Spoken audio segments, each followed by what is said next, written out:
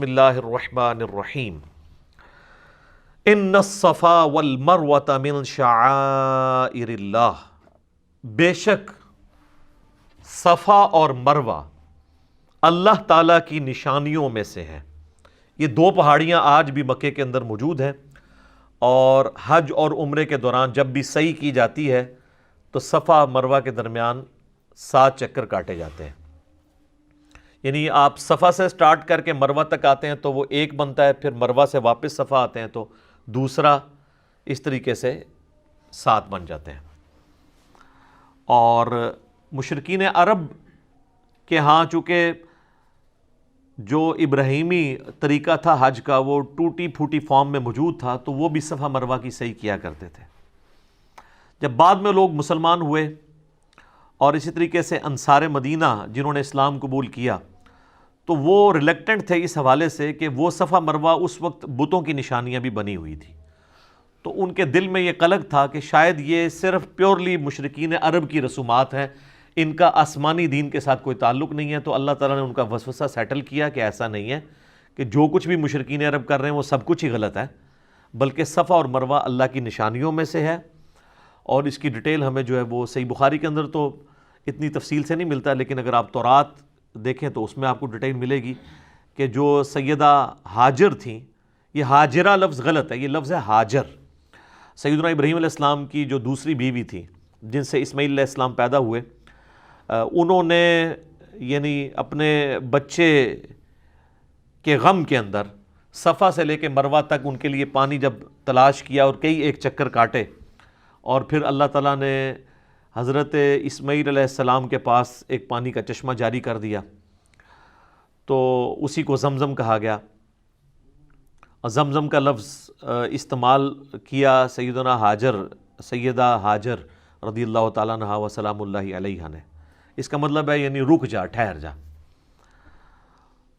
تو ان کی اس یاد کے اندر اللہ تعالیٰ نے اس کو یعنی حصہ بنا دیا عمرے اور حج کا، صفا مروہ کی سعی کرنے کو۔ چونکہ جب اس وقت صفا مروہ تھا تو یہ 2 پہاڑیاں تھیں، تو ایک پہاڑی سے دوسری پہاڑی پہ چڑھتے ہوئے یا ایک سے دوسری پہ چڑھنے کے لیے اترتے ہوئے آپ کو خود بخود سپیڈ آپ کی زیادہ ہو جاتی ہے جب آپ اترائی کی طرف آتے ہیں۔ وقت گزرنے کے ساتھ ساتھ وہ وادی جو ہے وہ فل اپ ہونی شروع ہوئی، الٹیمیٹلی پھر وہ آلموسٹ اس وقت تو لیول پہ آ چکی ہے، لیکن پھر بھی صفا اور مروہ کی جو وہ پہاڑیاں ہیں، وہ چٹانوں والے پہاڑ، اس کے کچھ حصے ابھی تک پریزرو ہیں، اس کے اوپر انہوں نے باقاعدہ جو ہے وہ ایک کیمیکل لگا کے اسے پریزرو کیا ہوا ہے، تو وہ ابھی بھی نظر آتے ہیں۔ بہرحال وہ چونکہ اترائی تھی تو اس دوران سیدہ ہاجر جو ہیں وہ تیزی سے وہاں سے گزری، کیونکہ اترائی سے تیزی سے گزرا جاتا ہے، تو نبی علیہ السلام نے اس سنت کو پھر جاری فرمایا کہ آپ علیہ السلام بھی صفا مروہ کے دوران اس جگہ پہ جب پہنچتے تھے تو وہ تیزی سے دوڑتے تھے۔ لیکن وہ مسند امام شافعی میں موجود ہے عبداللہ بن عمر کا قول کہ یہ جو صفا مروہ کی جو سعی میں دوڑنا ہے اور اسی طریقے سے طواف کعبہ کے دوران رمل کرنا ہے، یہ صرف مردوں کے لیے خاص ہے، عورتوں کے لیے نہیں ہے۔ عورتیں یہ کام نہیں کریں گی، مردوں کے لیے یہ سنت ہے۔ تو وہ صفا مروہ کے اندر جو سعی کی جاتی ہے اس کو اللہ تعالیٰ نے کہا کہ ہماری نشانیوں میں سے ہے، کیونکہ اس کو ہمارے ایک پیغمبر کی بیوی کے ساتھ نسبت ہے، اس لیے یہ اللہ کی نشانیوں میں سے ہے، سمبلز آف گاڈ، شاعر اللہ میں سے ہے۔ فمن حج البیت او اعتمر، تو جو کوئی بھی بیت اللہ کا حج کرے یا عمرہ ادا کرے، فلا جناح علیہ ان یطوف بہما، تو کوئی حرج نہیں ہے اگر وہ اس کے دوران چکر کاٹے۔ یعنی وہ جو ان کے دماغ میں ایک بات تھی نیو مسلمز کے کہ شاید یہ مشرکین عرب کی رسم ہے، وہ ختم کی گئی کہ یہ کوئی ایسی بات نہیں ہے، اللہ کے شاعر میں سے ہے۔ اگر انہوں نے وہاں پر بت نصب کر دیے تھے، وہ تو بیت اللہ میں بھی انہوں نے 360 بت نصب کیے ہوئے تھے، صحیح بخاری میں آتا ہے نبی علیہ السلام نے فتح مکہ کے موقع پر خود مبارک چھری کے ذریعے اس کو گرایا، اور آپ علیہ السلام وہ آیت پڑھتے جاتے تھے، وَجَاءَ الْحَقُّ وَزَهَقَ الْبَاطِلُ قُلْ جَاءَ الْحَقُّ وَزَهَقَ الْبَاطِلُ إِنَّ الْبَاطِلَ كَانَ زَهُوقًا، حق آ گیا اور باطل مٹ گیا، اور باطل ہے ہی مٹ جانے کے لیے۔ تو بیت اللہ کے اندر بھی بت رکھے ہوئے تھے، تو اس کا یہ مطلب نہیں ہے کہ بیت اللہ کی عظمت ختم ہو گئی ہے، بلکہ ان چیزوں سے صفایا کروایا گیا۔ حتیٰ کہ خانہ کعبہ کی دیواروں کے اوپر سیدنا ابراہیم اور اسماعیل علیہ السلام کی تصویریں بھی تھیں، نبی علیہ السلام نے اپنے مبارک ہاتھوں سے مٹائیں۔ حتیٰ کہ مسند احمد میں آتا ہے خانہ کعبے کی چھت کے اوپر بھی مولا علی کو نبی علیہ السلام نے یعنی سوار کر کے اپنے کندھوں پہ تو بھیجا اور بتوں کو توڑنے کے لیے. اور خانہ کعبے کا چونکہ دروازہ بھی اونچا تھا تو وہ عام آدمی تو اس پہ چڑھ بھی نہیں سکتا تھا، اس لیے وہاں پہ کوئی سیڑھی وغیرہ لگانی پڑتی تھی. تو آپ علیہ السلام خود بھی اندر تشریف لے گئے اور آپ نے جا کے ان بتوں کو توڑا. تو یہاں پر یہ کہا جا رہا ہے کہ یہ جو صفا مروہ ہیں یہ اللہ کی نشانیوں میں سے ہیں، تو جو کوئی حج کرے گا بیت اللہ کا یا عمرے پہ آئے تو اس کو کوئی حرج نہیں ہے کہ اس کی سعی کرے، وہاں پہ طواف کرے. لیکن یہ طواف خانہ کعبے والا طواف نہیں ہوتا. خانہ کعبے کا جو طواف ہے وہ 7 کے 7 چکر قبلے کے گرد کاٹے جاتے ہیں، اور چکر کا آغاز جو ہے وہ حجر اسود والے کارنر سے کیا جاتا ہے اور اسی پہ اختتام ہوتا ہے. لیکن صفا مروہ میں 7 چکر اس طرح نہیں، یہ 3.5 ہی بنتے ہیں. صفا سے مروہ 1، مروہ سے صفا 2، پھر صفا سے مروہ 3، اور پھر مروہ سے صفا 4. اس طریقے سے یہ آلموسٹ 3.5 چکر بنتے ہیں. لیکن اس کی لینتھ جو ہے وہ خانہ کعبہ کے طواف سے زیادہ ہی بن جاتی ہے اگر آپ مطاف کے اندر طواف کر رہے ہیں، کیونکہ یہ اچھا خاصا ہے، آلموسٹ آپ سمجھ لیں 1.25 کلومیٹر بن ہی جاتا ہے. لیکن انہوں نے اس کو آلموسٹ چکر کی فارم میں اس طرح کیا ہوا ہے کہ جانے اور آنے کا راستہ الگ کیا ہوا ہے تاکہ وہ آپس میں کوئی ہرڈل بھی نہ ہو. اب تو ماشاءاللہ ایئر کنڈیشن ہے، حالانکہ ابھی بھی کئی لوگ موجود ہیں جنہوں نے آج سے 40-50 سال پہلے حج کیا تو وہ باقاعدہ چھتریاں لے کے صفا مروہ کی صحیح کرنی پڑتی تھی، دھوپ پڑتی تھی. اب تو وہ ٹرپل سٹوری بن چکا ہوا ہے اور وائٹ ماربل ہے اور فل ایئر کنڈیشن ہے. وہ تو اتنا مزہ ہے. اب تو حج جو ہے وہ عمرہ تو بہت آسان ہو چکا ہے اس حوالے سے.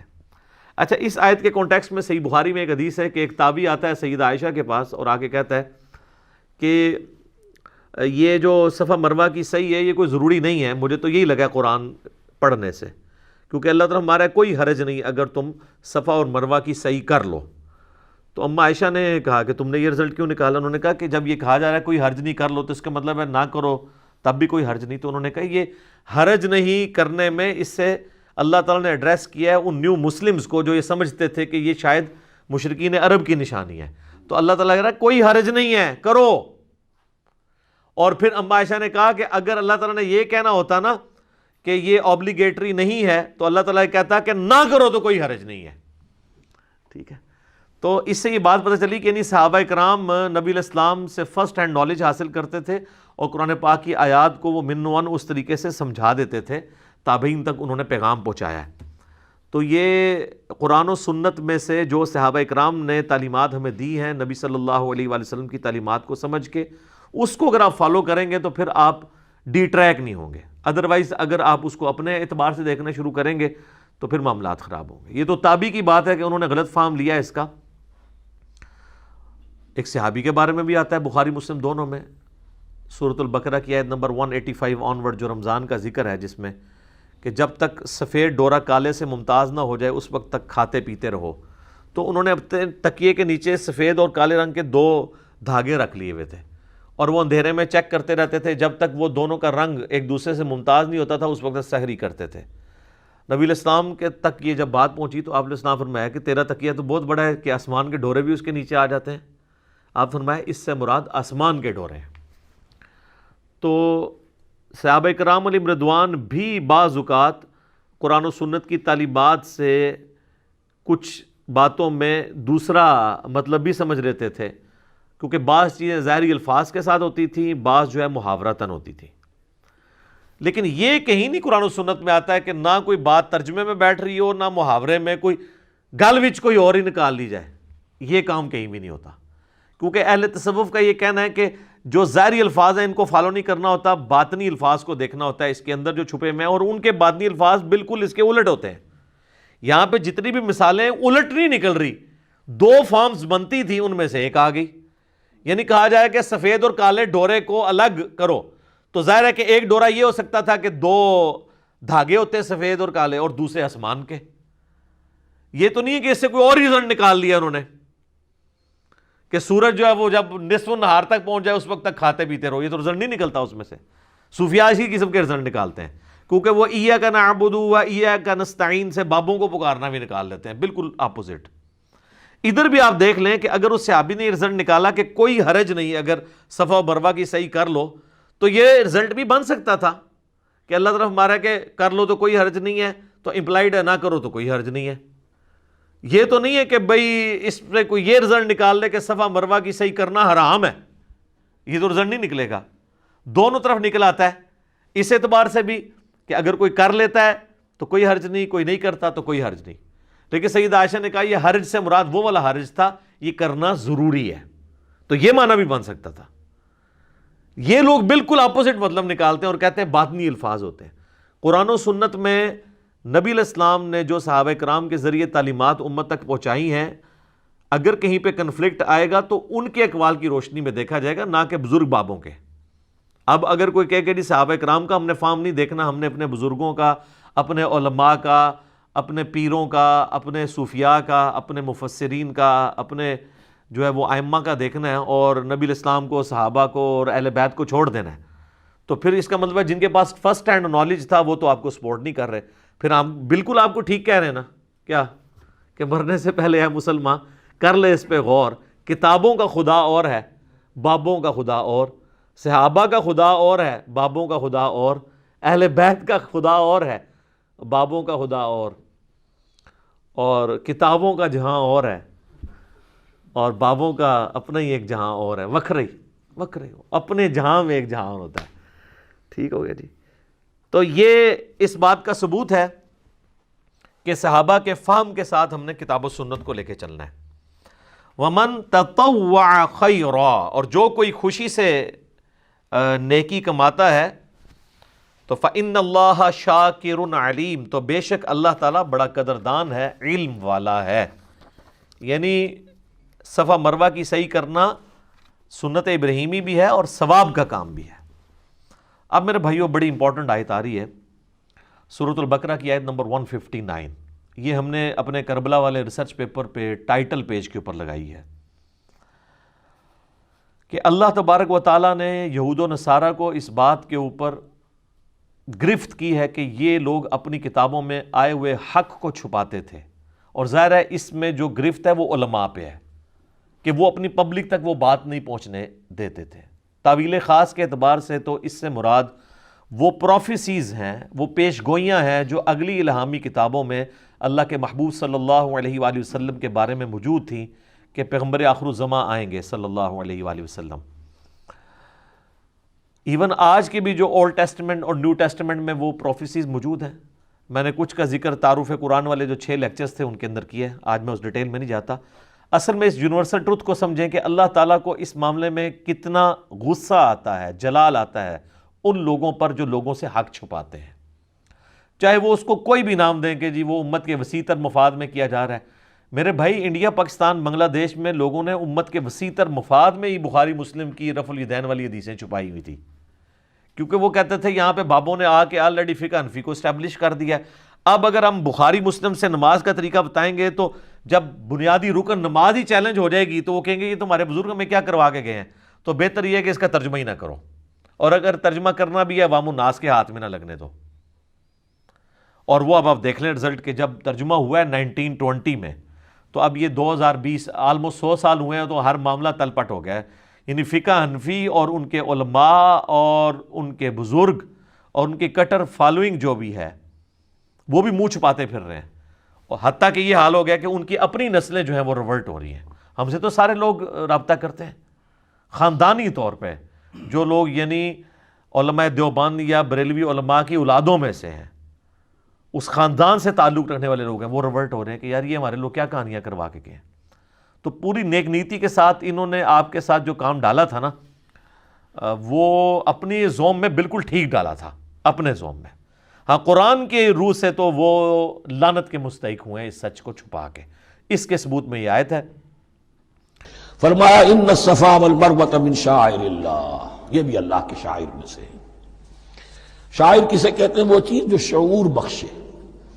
تو وہ چیزیں کہ جن کے ساتھ اولو العزم پیغمبروں یا اولو العزم انسانوں، اولو العزم اولیاء اللہ کے کچھ حالات و واقعات کا کوئی ذہنی سلسلہ قائم ہوتا ہو، وہ گویا کہ شعور دلانے والے ہوتے ہیں، یاد دلانے والے ہوتے ہیں، اللہ تعالیٰ کی طرف ذہن کو لے جانے والے ہوتے ہیں۔ اس اعتبار سے شاعر ان الصفا والمروۃ من شعائر اللہ فمن حج البیت او اعتمر فلا جناح علیہ ان یطوف بہما، تو جو کوئی بھی ہمارے گھر کا حج کرے، بیت اللہ کا حج کرے یا عمرہ کرے، اعتمر، فلا جناح علیہ، تو کوئی حرج نہیں ہے اس پر، ان یطوف بہما، کہ ان دونوں کا بھی طواف کرے، وہ جو 7 چکر لگائے جاتے ہیں، ان الصفا والمروہ۔ ومن تطوع خیرا، جو شخص جان بوجھ کر بھلا کام کرتا ہے، فإن اللہ شاکر علیم، تو جان لو اللہ بڑا قدردان ہے۔ اب شکر انسان کرتا ہے تو اس کے معنی کیا ہوں گے؟ احسان مند ہونا۔ وہی شکر اللہ کرتا ہے شکور، اس کے کیا معنی ہوں گے؟ قدردانی۔ میرے بندے نے یہ کام کیا، میرے بندے نے میرے لیے یہ محنت کی، یہ قربانی دی۔ ان اللہ شاکر علیم، اور جانتا ہے، چاہے کسی اور کو پتہ نہ چلے، اسے تو معلوم ہے۔ اگر تم نے اللہ کی رضا جوئی کے لیے کسی کو کوئی مالی مدد دی ہے اس حال میں کہ جو کچھ داہنے ہاتھ نے دیا ہے بائیں کو بھی خبر نہیں ہونے دی، خدا یہ کہ کسی اور انسان کے سامنے اس کا تذکرہ ہو، تو اب یہ جو ہے اللہ کے تو علم میں ہے۔ اگر تو اللہ سے اجر و ثواب چاہتے ہو تو اس کا ڈھنڈورا پیٹنے کی کوئی ضرورت نہیں، اور اگر تم نے لوگوں کو دکھانے کے لیے کیا تھا تو وہ تو شرک ہو گیا، لائبلٹی ہو گئی۔ ان الذین یکتمون ما انزلنا من البینات، اب یہاں پھر کچھ آخری یوں سمجھیے کہ یہ اب جس کو کہتے ہیں موپنگ اپ آپریشن، بات مضمون تو پورا ختم ہو گیا لیکن کچھ نہیں صحیح چیزیں ابھی ہیں سابقہ امت مسلمہ کے بارے میں کہنے کی، وہ مزید ایڈ کی جا رہی ہیں۔ ان الذین یکتمون ما انزلنا من البینات والہدی من بعد ما بیناہ للناس فی الکتاب اولئک یلعنهم اللہ یلعنهم اللاعنون، یقیناً وہ لوگ جو چھپاتے ہیں اس شے کو جو ہم نے نازل کی ہے بینات میں سے اور ہدایت میں سے، اس کے بعد کہ ہم نے ان کو واضح کر دیا ہے لوگوں کے لیے کتاب میں، وہ لوگ ہیں کہ جن پر لعنت کرتا ہے اللہ، اور لعنت کرنے والے ہیں، کرتے ہیں تمام لعنت کرنے والے۔ یعنی علم ایک بہت بڑی جو ہے امانت ہے، اس علم کا چھپانا، کتمان حق، ہم آیت پڑھ آئے ہیں وَمَنْ أَظْلَمُ مِمَّنْ يَكْتُمُ شَهَادَةً عِنْدَهُ مِنَ اللَّهِ، اگر اللہ کی طرف سے کوئی گواہی کسی کے پاس ہے وہ اسے چھپا لے تو اس سے بڑا ظالم کون ہوگا۔ اب انہی کی وضاحت ہو رہی ہے، کیسی کیسی کھلی شہادتیں تورات اور انجیل میں تھیں اور ان کو یہ چھپائے پھر رہے ہیں۔